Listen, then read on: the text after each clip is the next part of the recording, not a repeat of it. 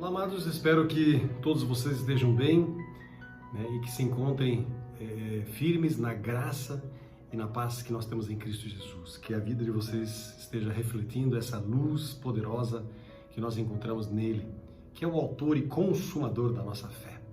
Ele é nosso Criador, Ele é nosso mantenedor e Ele é aquele quem sustenta todas as coisas, né, com a sua palavra, com o seu poder. Esse é o nosso Deus e nós estamos aqui para estudar e continuar a estudar um pouco mais sobre esse grande e maravilhoso poder, essa grande e maravilhosa presença, o grande e maravilhoso Senhor. Então, convido você a abrirmos juntos em Romanos, capítulo de número 10. Nós vamos dar seguimento, né, ao que nós já estávamos vendo. Mas antes de mais nada, vamos ter uma palavra para falar com o nosso Deus. Pai, sei que Tu estás aqui, sei que Tu és o nosso Deus e que Tu és maravilhoso, Tu cuidas da gente. Obrigado porque a gente pode também se achegar à Tua presença, a gente pode ler, meditar, orar e também a gente pode falar contigo de uma maneira assim tão livre. Obrigado por esse momento. Abençoa a vida de cada um, Senhor, abençoa a vida, né, de todos que estão junto comigo orando, clamando e buscando a Tua presença. Nós nos colocamos aos Teus pés e pedimos, ó Deus, que somente a Tua voz e nenhuma outra voz seja agora ouvida, mas que o poder da presença do Senhor se manifeste aqui neste lugar, em nome de Jesus Cristo. Amém e amém. Vamos lá então, gente, capítulo de número 10 de Romanos, vamos dar aí seguimento. Nós estamos vendo algumas coisas, né, sobre a questão da rejeição, dos judeus estarem rejeitando essa justiça de Deus. Falamos de como eles tropeçaram na pedra de tropeço que é Jesus, né? E aí nós estamos agora entrando no versículo de número 5, onde os judeus, eles rejeitaram a Cristo porque eles pensaram que a vida eterna eles iriam conseguir guardando a lei, quando na verdade era pela fé no Messias. Não tinha opção de se chegar à eternidade baseado na guarda da lei. Mas enfim, né? Vamos lá então, gente, vamos dar uma olhadinha nos versículos de 5 até 8, vamos dar uma olhadinha e ver o que está escrito aqui. Ora, Moisés escreveu que o homem que praticar a justiça decorrente da lei viverá por ela. Tá? Mas a justiça decorrente da fé, assim diz: não perguntes em seu coração quem subirá ao céu, isto é, para trazer do alto a Cristo, ou quem descerá ao abismo, isto é, para levantar Cristo dentre os mortos. Porém, o que se diz? A palavra está perto de ti, na tua boca e no teu coração, isto é, a palavra da fé que pregamos. Então, aqui Paulo usa um argumento que está lá em Levíticos, capítulo 18, verso do número 5, vocês poderão lá olhar e ler, e também em Deuteronômio, capítulo 30, versos 12 a 14.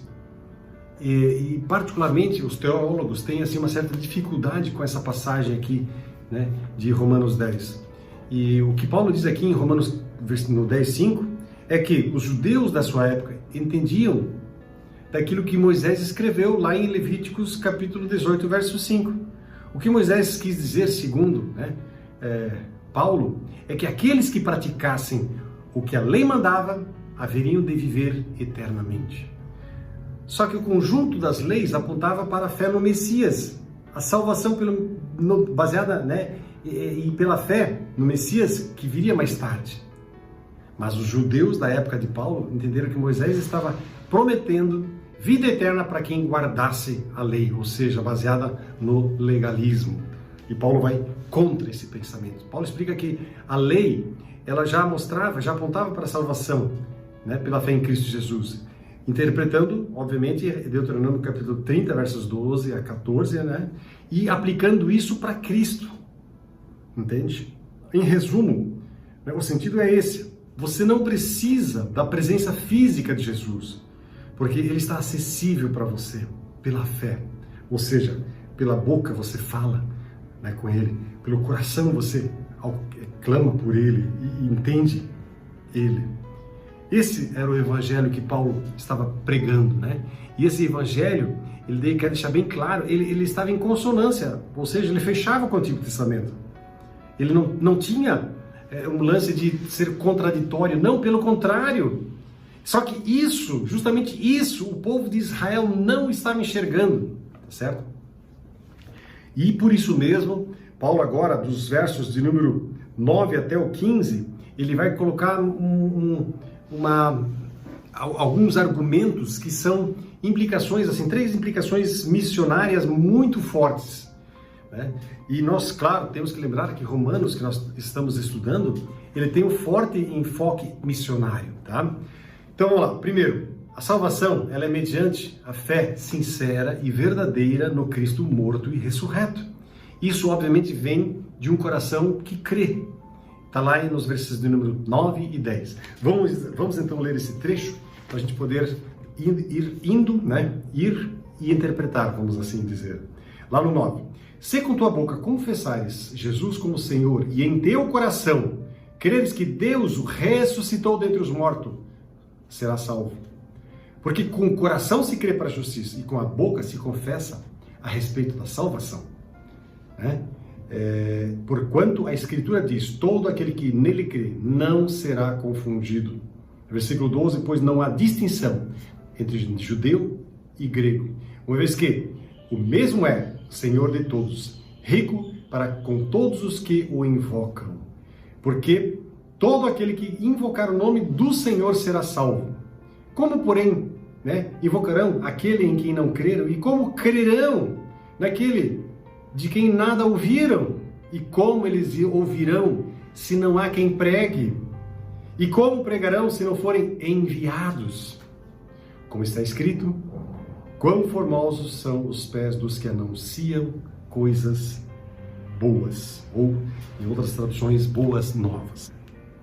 Então, amados, essa salvação, ela é mediante a fé sincera e verdadeira, nesse Cristo que foi morto, mas ressuscitou. Confissão com a boca e crença no coração se referem a umas reações, tanto interna como externa do crente. A convicção interior, ela precisa de uma expressão exterior, ou seja, a boca vai falar aquilo que o coração está cheio. Quando ele confessa que Jesus é Senhor, ele está declarando a divindade de Cristo. Ele está exaltando a Cristo. E o fato de que ele, crente, pertence ao Senhor. Então ele coloca isso com termos muito claros. Ele é Senhor e eu pertenço a Ele. Ele é meu dono e eu sirvo a Ele. Eu sou servo dele. A crença de um homem na ressurreição, porque esse é o ponto nevrálgico e central do Evangelho. E crer na ressurreição prova que ele sabe que Deus agiu e triunfou na cruz. Ou seja, o negócio não parou na cruz, não parou na morte de Jesus. Não! Ele saiu daquela cruz, ou melhor dizendo, ele ressuscitou ao 3º dia. O homem que confessa que Cristo, ele é Senhor e tem essa crença e essa convicção, amados, ele sim alcança a salvação. E aí ele vai dizer o seguinte também, que as condições, para que esse pecador seja salvo, ou seja, coisas que Israel não fez, tá certo? E a causa para que isso acontecesse está lá no versículo de número 10, tá certo? Ou seja, nós precisamos com a nossa boca confessar e com o coração crer. Se a gente for, por exemplo, olhar em Isaías capítulo 28, verso de número 10, ele vai dizer o seguinte, porque é preceito sobre preceito, preceito mais preceito, regra sobre regra, regra e mais regra, e um pouco aqui e um pouco ali, ou seja, os caras estavam baseando a sua convicção em regras, preceitos, etc, etc, etc. Por isso esse povo, ele é rejeitado, ele se coloca na posição de rejeitado, tá certo? Mas o fato de crer no coração e com a boca confessar, isso é algo que está acessível, pronto, bem pertinho de nós pecadores. Ou seja, nós podemos fazer uso disso. Nós podemos entrar no mundo das coisas de Deus. Pois bem, então esse é o primeiro grande ensinamento. O segundo grande ensinamento, que essa salvação, ela é tanto para judeus como para gentios, ou seja, não tem distinção, versos de número 12 e 13. Ou seja, Paulo aqui coloca que essas implicações todas da salvação dizem respeito tanto para aqueles que são, vamos assim dizer, da lei e aqueles que não são da lei, aqueles que são gentios, ou melhor, judeus e aqueles que são gentios. Deus não tem um esquema de salvação diferenciado. Esse por ser judeu, vou salvar desse jeito. Aquele lá é gentil, então ele merece uma salvação um pouquinho diferente. Nada disso, Então esse é o segundo aspecto. E o terceiro aspecto aqui, que é dos versículos 14 e 15, Paulo vai dizer o seguinte, que é necessário, portanto, que se envie pregadores para os gentios. Não tem como os gentios ouvirem, entenderem e aceitarem a Cristo Jesus se ninguém for lá falar com eles. Paulo, então, ele pega esse gancho dessa palavra invocar, versículo de 13. Porque aquele que invocar o nome do Senhor, tá certo? Ou seja, nós temos aqui uma cadeia de elos, 5 elos, ou ações, vamos assim dizer, que na verdade são um apelo muito forte para evangelismo. A salvação, ela vem porque invoca-se o nome de Cristo. Alguém é salvo porque realmente e sinceramente e assim com muito fervor invoca o nome do Senhor. Invoca-me no dia da angústia, né? Eu te livrarei, tu me glorificarás. O invocar Deus, invocar o Senhor, ele tem uma pegada muito forte. Só que só pode invocar aquele que crê nele. Como? Invocarão aquele em que não creram. Então precisa ter a fé, tem que ter o crer. Mas eles só vão poder crer se ouvirem a respeito de Jesus. Não tem como você crer em Jesus sem nunca ter ouvido ele. Claro, até Deus, na sua onisciência, ele poderia fazer isso acontecer. Claro que pode. De repente ele fez isso acontecer. Mas esse aqui é o modus operandi de Deus, tá certo? E aí, eles precisam ouvir. Mas como é que eles vão ouvir se não tem quem vá lá e pregue? Então precisa ter pregadores, precisa ter gente levando essa palavra. Levando de maneira de boca a boca mesmo, ou em encontros, etc. E é claro, os pregadores só irão pregar se eles entenderem que eles estão sendo chamados e enviados para ir. Chamados por Deus, enviados por Deus para ir e anunciar a boa nova dessa salvação. Tá certo? Então, o que está assim bem claro aqui, gente, Paulo está mais ou menos dizendo assim, olha, eu quero ser enviado para vocês para pregar o evangelho em todos os lugares do mundo, na Espanha, quem sabe, onde ninguém ouviu Cristo, né? Paulo meio que está dizendo, né, algo nesse sentido, eu quero ir para longe falar de Cristo, porque muitos precisam ouvir essa palavra. E aí nos versos 16 em diante, fala de que esses judeus, eles rejeitaram Cristo, não por falta de ouvir o evangelho, mas por causa da dureza do coração. Aí a coisa pegou feio. Uma lida nesses versículos 16 até 21, né, porque lá diz o seguinte, mas nem todos obedeceram ao evangelho, pois Isaías diz, Senhor, quem acreditou na nossa pregação? Né? E aí no versículo 17, e assim a fé vem pela pregação, e a pregação pela palavra de Cristo. Mas pergunto, porventura não ouviram? Né? Sim, por certo que eles ouviram. Por toda a terra se fez ouvir a sua voz, e as suas palavras até os confins do mundo. Pergunto mais, porventura não está chegado, ou não terá chegado isso ao conhecimento de Israel? Moisés já dizia, eu vos porei em ciúmes com um povo que não é nação, e com gente insensata eu vos provocarei a ira. E aí no versículo 20, ele diz assim, e Isaías, a mais, se atreve e diz, fui achado pelos que não me procuravam, revelei-me aos que não perguntavam por mim. Quanto a Israel, porém, diz, todo dia estendi as mãos a um povo rebelde e contradizente. Essa palavra é forte, é dura, né? Então aqui o que nós temos, gente? Essa dureza vem dos tempos de Moisés, gente. Né? Vem lá da época dos profetas, desde aquele tempo lá, a gente percebe que o povo já era duro de coração. Dura cerviz, tem uma palavra que muito frequentemente é usada, dura cerviz, ou seja, eles tinham uma mente cauterizada, um pescoço duro, vamos assim dizer. E não foi por falta de ouvir a palavra, muito pelo contrário, Deus incansavelmente enviou profetas e mais profetas. Alguns os israelitas mataram, né? Outros jogaram em calabouços e outros tantos fizeram absurdos e mais absurdos porque não queriam ouvir essa palavra. E Paulo vai usar alguns versículos do Velho Testamento para provar isso. Deuteronômio capítulo 32, verso 21, Isaías capítulo 65, versos 1 e 2, Oséias capítulo 2, verso 23. Então, amados, o que nós podemos, baseado nisso que acabamos de ler, tirar de conclusões? Primeiro, fazendo um resumo agora de Romanos capítulo 10. Não existe incompatibilidade entre a soberania de Deus, como vimos em Romanos 9, e a responsabilidade de Israel, como nós estamos vendo no capítulo do número 10. Pode pode parecer paradoxal, e de fato, em algumas circunstâncias é paradoxal, porque nós não conseguimos entender paradoxo, mas essa é a mais pura realidade, mais pura verdade, e nós aceitamos isso também pela fé. O segundo ensinamento muito forte, o universalismo é uma heresia, ou seja, tipo assim, não, tá garantido, eu tô garantido, vou entrar no céu com certeza. Não, Paulo fala que tanto judeu como gentios, eles irão para a perdição eterna, vão sofrer a ira de Deus se eles não se converterem. Não tem esse negócio de, eu tenho a lei, eu sou circuncidado, eu sou luterano, eu fui batizado, eu fui confirmado, casei na igreja, pago os meus dízimos. Não tem nada disso, meu amado. Um terceiro ensinamento, o ecumenismo é uma heresia, o macroecumenismo. Tipo assim que todos os caminhos levam para Deus. Em todas as religiões existem coisas positivas e coisas de Deus. Não, a única e exclusiva salvação ela vem por meio de Cristo Jesus, da obra salvífica de Cristo Jesus, da justiça de Cristo Jesus.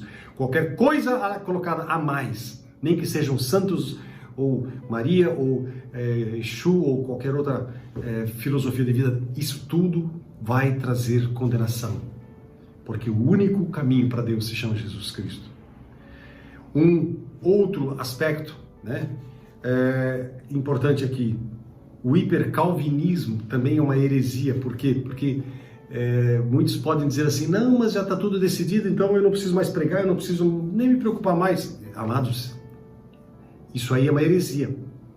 Tá? A necessidade da pregação ela é notória e visível pelo que nós podemos aqui ver em Romanos capítulo 10, o final. Outro perigo muito forte, se por um lado tem esse hipercalvinismo, nós também temos o liberalismo teológico, que é outro erro assim terrível, porque infelizmente tem teólogos que negam a ressurreição literal de Cristo. Não, isso não foi bem assim que aconteceu, e aí eles tentam tirar da Escritura o fato dela ser palavra viva de Deus. Sabe, gente? Então esse liberalismo teológico, ele é morte para quem bebe dele. E por fim, também nós aprendemos aqui que o legalismo é uma heresia. Ninguém é salvo mediante a lei, ninguém consegue salvação porque cumpriu a lei, porque ninguém consegue cumprir totalmente a lei. Os judeus não conseguiram, os protestantes, os luteranos também não conseguiram. Nenhum de nós vai conseguir. Porque a salvação, ela é única e exclusiva pela fé em Cristo Jesus. Amém, meu amado? E a sua fé em Cristo Jesus, como é que está, hein? Você está firme nele? Não tem vacilado, não tem baqueado, não tem dado umas patinadas na sua caminhada? Porque isso é muito importante. Você precisa sempre, de tempos em tempos, parar e refletir sobre a sua vida, o que você está fazendo, e qual é o caminho que você está seguindo, se o que você está fazendo bate com a palavra de Deus ou não. Isso é imperativo na nossa vida. Na verdade, eu diria assim que aquele que ama Jesus, ele faz isso de coração, de bom grado. Faz porque se alegra naquele que é o Senhor, o Deus Todo-Poderoso. Certo, amados? Então, reflita, olhe para dentro de você mesmo e se você precisa, peça agora mesmo perdão ao Senhor, dobre o seu joelho, diga, Senhor, eu me arrependo, Senhor, eu preciso de Ti, Senhor, eu entrego a minha vida para Ti. Mas, por favor, fala com Ele, dá uma resposta para Ele. Essa palavra que você ouviu agora, ela exige de nós, de mim, de você, uma resposta ao Criador, aquele que tem todo o poder nas mãos. Hoje nós estamos no tempo da graça. A graça é isso aqui, gente. Eu tenho liberdade para ir para Deus e falar com Ele, você tem essa liberdade. Mas vai chegar um tempo que isso vai acabar. Mas esse tempo será terrível se eu não fiz as pazes e não me acertei com Ele. Vamos orar. Pai querido, obrigado. Obrigado por esse momento, pela Tua palavra, pelo Teu poder e Tua graça. Abençoa a vida de cada um que está junto comigo, estudando a Tua palavra, e que o Teu nome, o nome de Jesus Cristo, seja exaltado, honrado e glorificado. Repreendo também todo mal, toda opressão de engano e declaro cura, libertação e vitória sobre cada vida e cada pessoa que está junto comigo orando e falando. Pai, abençoa a estes e derrama a Tua graça e a Tua presença. Eu oro em nome de Jesus Cristo. Amém e amém. Fiquem na poderosa, na gostosa e maravilhosa paz daquele que é o autor e consumador de nossa fé. Amém?